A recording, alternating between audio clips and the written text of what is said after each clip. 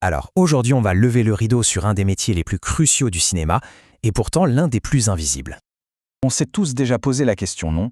Comment un costume peut rester parfaitement identique pendant des semaines de tournage, alors que les scènes sont filmées dans un désordre total? Eh bien, ce n'est pas de la magie, loin de là. C'est le travail méticuleux, quasi chirurgical, d'une professionnelle aguerrie. Ce rôle, c'est celui de l'habilleuse.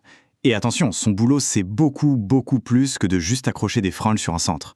En fait, elle est l'architecte, la gardienne du temple de l'identité visuelle d'un personnage. Ok, passons à la préparation.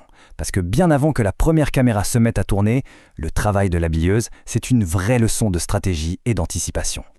Dans l'équipe, il y a une hiérarchie claire. D'un côté, on a les habilleuses à temps plein, qui sont là pour tout le tournage, et de l'autre, des renforts qu'on appelle à la journée pour les moments compliqués, genre les grosses scènes avec plein de figurants. Et ça, pour la production, c'est super important, parce que la paie n'est pas la même, et vous savez comment c'est, chaque euro compte.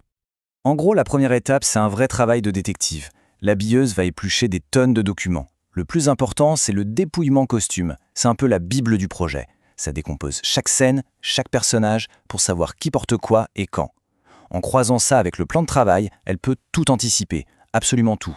Des genouillères pour une scène où un acteur tombe, jusqu'à la petite tache sur une chemise qui doit être là au jour 3 de l'histoire, mais pas au jour 2.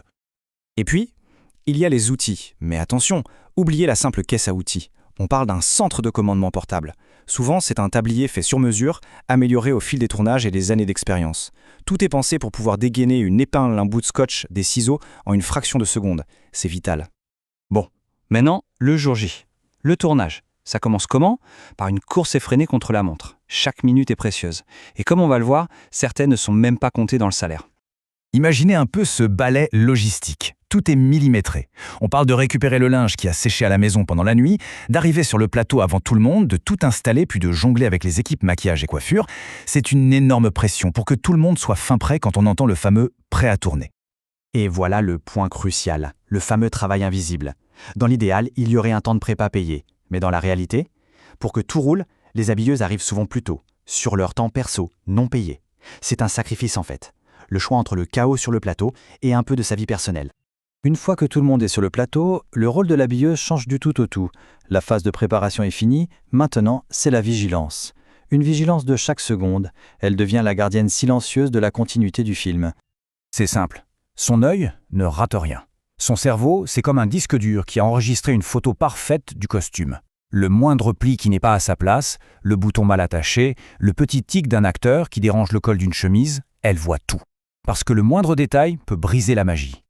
Et ça met en lumière une compétence essentielle, la psychologie. Il ne suffit pas de se jeter sur un acteur pour redresser un col, il faut sentir les choses, demander la permission, expliquer le geste, tout ça dans l'urgence, avec des dizaines de personnes qui attendent.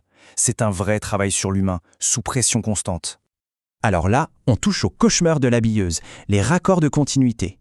Imaginez, il faut recréer une tache de sang exactement au même endroit 2 semaines plus tard. Ou encore, créer une chemise déchirée pour la scène après la bagarre, alors que la scène avant n'a même pas encore été filmée. C'est un défi immense, à la fois technique et artistique. Et souvent, il n'y a pas le droit à l'erreur.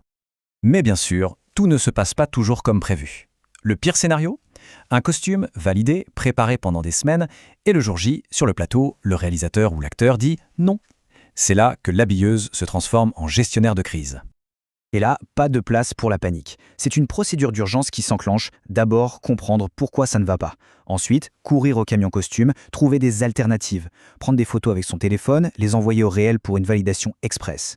Une fois que c'est bon, on prévient la script du changement et on file changer l'acteur. Tout ça en quelques minutes, parce que chaque minute de retard sur un tournage, ça coûte une fortune. Et quand enfin, après des heures, on entend le réalisateur crier « C'est dans la boîte !», on pourrait croire que c'est fini. Eh bien non.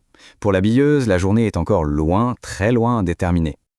Une journée de travail normale, c'est souvent 12, parfois 14 heures. C'est une endurance physique et mentale de dingue. Et tout ça pour l'un des postes les moins bien payés du plateau. Après le dernier coupé, il faut tout récupérer. Parfois les costumes sont bien rangés, parfois ils sont en boule par terre. Il faut tout inventorier, vérifier qu'un bijou ne repart pas avec un acteur, tout emballer pour le lendemain. Et puis il y a le linge, une partie part au pressing, et souvent, une autre partie repart dans un sac à la maison pour être lavée sur le temps personnel. La fin d'une journée n'est que le début de la préparation de la suivante. C'est un cycle sans fin. Du coup, du tombé parfait d'une robe d'époque à l'usure d'une vieille veste en cuir, le travail de l'habilleuse est absolument partout, dans chaque image. C'est un art silencieux, constant, indispensable. Alors la prochaine fois qu'on regardera un film, la vraie question c'est, est-ce qu'on arrivera à voir ce travail invisible cousu à même la pellicule ?